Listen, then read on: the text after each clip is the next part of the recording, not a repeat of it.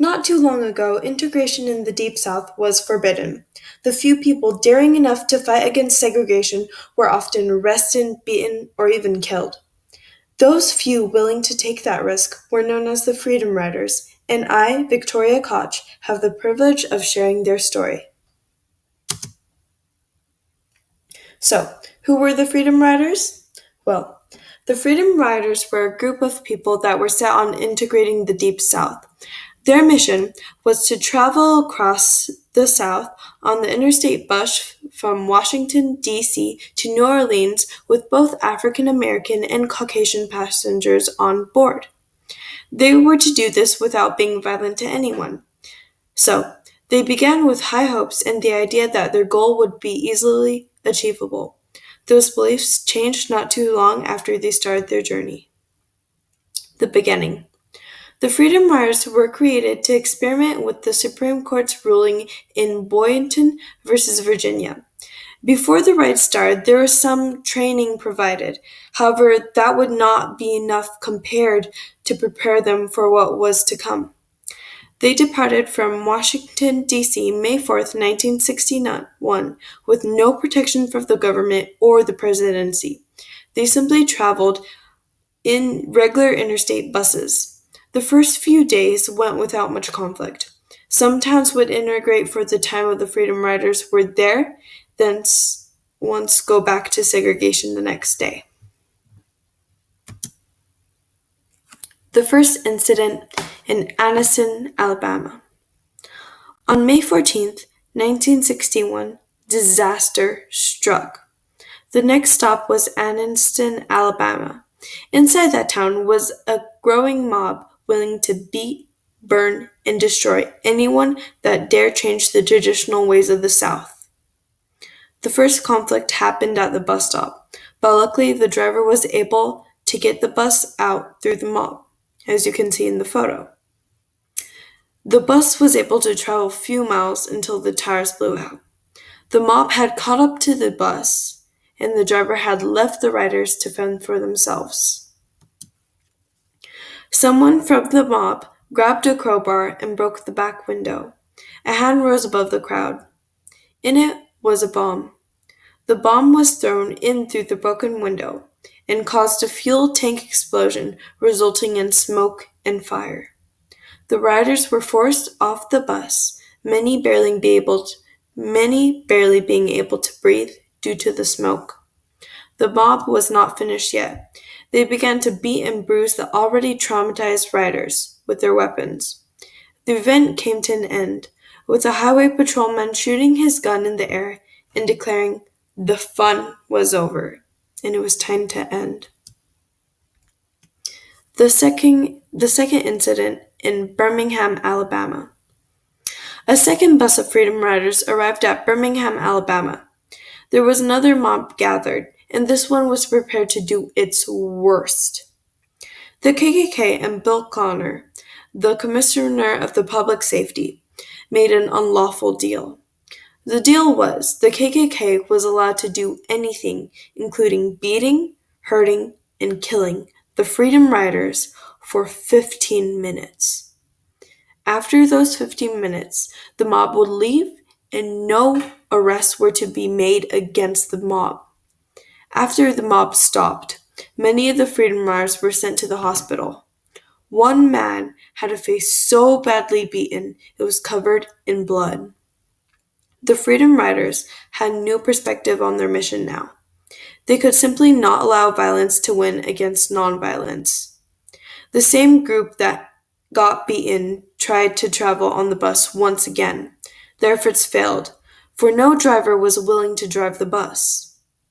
The Freedom Riders were forced to take a plane to New Orleans instead, but because of a bomb threat, the riders were forced to wait even longer with a constant mob growing at the airport. Already traumatized, finally, a United States official had to fly to Alabama to get the riders on that plane and back to safety. Media. News spread across the globe of the horrendous, violent acts towards the Freedom Riders. The story was an embarrassment for America. They had shown the world that the United States had inequality and racism. John F. Kennedy, the president at the time, had difficulties defending America's character. The spread of the news gave the Freedom Riders the attention they needed to help integrate the South. The comeback. The Freedom Riders were not done for yet. A new wave of riders came on May 16, 1961, from Nashville, Tennessee. These riders were students of Fisk University, led by Diane Nash. These students were ready to make the change and risk their lives to end segregation. Before leaving for the rides, the students signed their wills and testaments. Unlike the original Freedom Riders, these students had already heard of the atrocities of the Deep South, and they were prepared to be arrested, beaten, or killed. The third incident, Birmingham, Alabama. Alabama had enough of the negative press. Instead of allowing another chaotic event to happen, they arrested the students as soon as they tried to integrate by sitting in the whites-only section. The students were put into cars and taken away to the county jail. During the sleeping hours of the night, the police department drove the riders out to the state line and told them to take the train home. The students responded, telling the police they would be back in town to take that bus. On May 18th, the students did exactly what they had promised. The students were forced to wait for a driver willing to drive the bus for them. At the time, a mob filled with members of the KKK increased. Another catastrophe was bound to happen.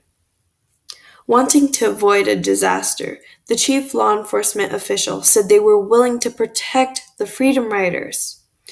2 days later, Alabama state troopers and a helicopter protected the traveling riders till they reached Montgomery, Alabama. The protection left and the riders were forced to fend themselves again. A mob develops once again, but this time the mob was bigger than before. The government was forced to send 400 United States Marshals for more reliable protection.